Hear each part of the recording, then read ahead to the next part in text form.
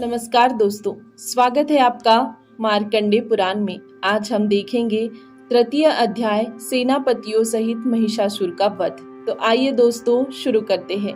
जगदम्बा के श्री अंगों की कांति उदय काल के सहस्त्रों सूर्यों के समान है।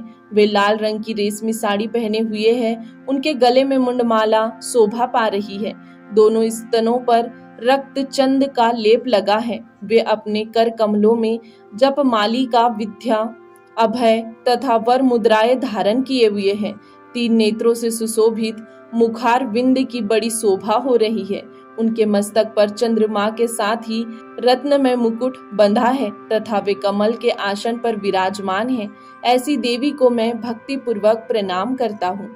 ऋषि कहते हैं, दैत्यों की सेना को इस प्रकार तहस नहस होते देख महादैत्य सेनापति चिक्षुर क्रोध में भरकर अंबिका देवी से युद्ध करने को आगे बढ़ा।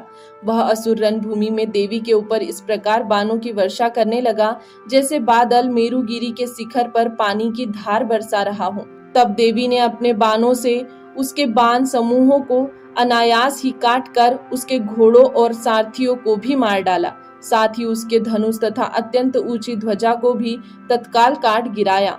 धनुष कट जाने पर उसके अंगों को अपने बाणों से बींध डाला। धनुष, रथ, घोड़े और सारथी के नष्ट हो जाने पर वह असुर ढाल और तलवार लेकर देवी की ओर बढ़ा। उसने तीखी धार वाली तलवार से सिंह के मस्तक पर चोट करके देवी की भी बाई भुजा में बड़े वेग से प्रहार किया। राजन, देवी की बाह पर पहुंचते ही वह तलवार टूट गई। फिर तो क्रोध से लाल आंखें करके उस राक्षस ने शूल हाथ में लिया और उसे उस महादैत्य ने भगवती भद्रकाली के ऊपर चलाया। वह शूल आकाश से गिरते हुए सूर्यमंडल की भांति अपने तेज से प्रज्वलित हो उठा। उस शूल को अपनी ओर आते देख देवी ने भी उसका शूल प्रहार किया। उससे राक्षस के शूल के सैकड़ों टुकड़े हो गए। साथ ही महादैत्य चिक्षुर की भी धज्जियां उड़ गई। वह प्राणों से हाथ धो बैठा। महिषासुर के सेनापति उस महापराक्रमी चिक्षुर के मारे जाने पर देवताओं को पीड़ा देने वाला चामर हाथी पर चढ़कर आया। उसने भी देवी के ऊपर शक्ति का प्रहार किया, किंतु जगदम्बा ने उसे अपने हुंकार से ही आहत एवं निष्प्रभ करके तत्काल पृथ्वी पर गिरा दिया। शक्ति को टूटकर गिरी हुई देख चामर को बड़ा क्रोध हुआ। अब उसने शूल चलाया, किंतु देवी ने उसे भी अपने बाणों द्वारा काट डाला।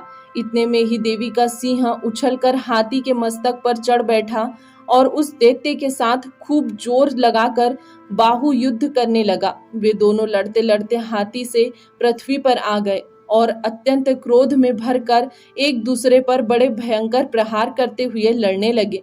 तदंतर सिंह बड़े वेग से आकाश की ओर उछला और उधर से गिरते समय उसने पंजों की मार से चामर का सिर धड़ से अलग कर दिया। इसी प्रकार उदग्र भी सीला और वृक्ष आदि की मार खाकर रणभूमि में देवी के हाथ से मारा गया तथा कराल भी दांतों, मुक्कों और थप्पड़ों की चोट से धराशायी हो गया। क्रोध में भरी हुई देवी ने गदा की चोट से उद्धत का कचूमर निकाल डाला।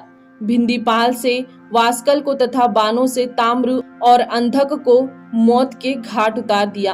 3 नेत्र वाली परमेश्वरी ने त्रिशूल से उग्रास्य, उग्रवीर्य तथा महाहनु नामक दैत्यों को मार डाला। तलवार की चोट से विडाल के मस्तक को धड़ से काट गिराया। दुर्धर और दुर्मुख इन दोनों को भी अपने बाणों से यमलोक भेज दिया। इस प्रकार अपनी सेना का संहार होता देख महिषासुर ने भैंसे का रूप धारण करके देवी के गणों को त्रास देना आरंभ किया।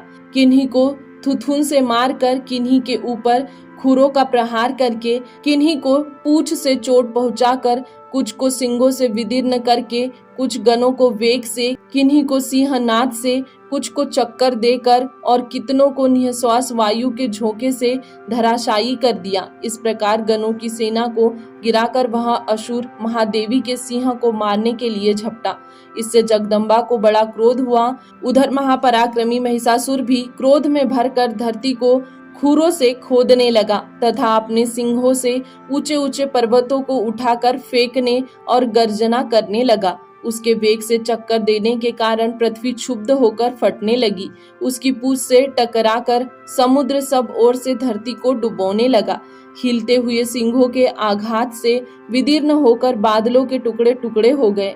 उसके श्वास की प्रचंड वायु के वेग से उड़े हुए सैकड़ों पर्वत आकाश से गिरने लगे। इस प्रकार क्रोध में भरे हुए उस महादैत्य को अपनी ओर आते देख चंडिका ने उसका वध करने के लिए महान क्रोध किया। उन्होंने पास फेंककर उस महान असुर को बांध लिया। उस महासंग्राम में बंध जाने पर उसने भैंसे का रूप त्याग दिया और तत्काल सिंह के रूप में वहां प्रकट हो गया। उस अवस्था में जगदम्बा ज्यों ही उसका मस्तक काटने को उद्यत हुई, त्यों ही वह खड्गधारी पुरुष के रूप में दिखाई देने लगा। तब देवी ने तुरंत ही बाणों की वर्षा करके ढाल और तलवारों के साथ उस पुरुष को भी भिंद डाला। इतने में ही वह महान गजराज के रूप में परिणित हो गया तथा अपनी सूंड से देवी के विशाल सिंह को खींचने और गरजने लगा। खींचते समय देवी ने तलवार से उसकी सूंड काट डाली। तब उस महादैत्य ने पुनः भैंसे का शरीर धारण कर लिया और पहले की ही भांति चराचर प्राणियों सहित तीनों लोगों को व्याकुल करने लगा। तब क्रोध में भरी हुई जगन माता चंडिका बारंबार उत्तम मधु का पान करने लगी और लाल आंखें करके हंसने लगी।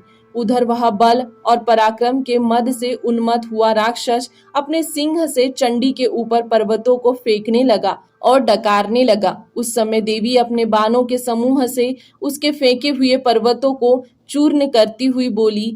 बोलते समय उनका मुख मधु के मद से लाल हो रहा था और वाणी लड़खड़ा रही थी। देवी ने कहा, वो मुंड, मैं जब तक मधु पीती हूँ तब तक तू क्षण भर के लिए खूब गरज ले। मेरे हाथ से यही तेरी मृत्यु हो जाने पर अब शीघ्र ही देवता भी गर्जना करेंगे। ऋषि कहते हैं, यो कहकर देवी उछली और उस महादैत्य के ऊपर चढ़ गई। फिर अपने पैर से उसे दबाकर उन्होंने सूल से उसके कंठ में आघात किया। उनके पैर से दबा होने पर भी महिषासुर अपने मुख से दूसरे रूप में बाहर होने लगा। अभी आधे शरीर से ही वह बाहर निकलने पाया था कि देवी ने अपने प्रभाव से उसे रोक दिया। आधा निकला होने पर भी वह महादैत्य देवी से युद्ध करने लगा। तब देवी ने बहुत बड़ी तलवार से उसका मस्तक काट गिराया। फिर तो हाहाकार करती हुई दैत्यों की सारी सेना भाग गई तथा समुद्र देवता अत्यंत प्रसन्न हो गए। देवताओं ने दिव्य महर्षियों के साथ दुर्गा देवी का स्तवन किया और गंधर्वराज गान करने लगे तथा अप्सराएं नृत्य करने लगी। इस प्रकार श्री मार्कंडेय पुराण में शावर्णिक मनवंतरी कथा के अंतर्गत देवी महात्म्य में महाअसुर वध नामक तीसरा अध्याय पूरा हुआ। दोस्तों, आज के लिए इतना ही। इसके आगे देखेंगे हम कल के वीडियो में। तब तक के लिए धन्यवाद।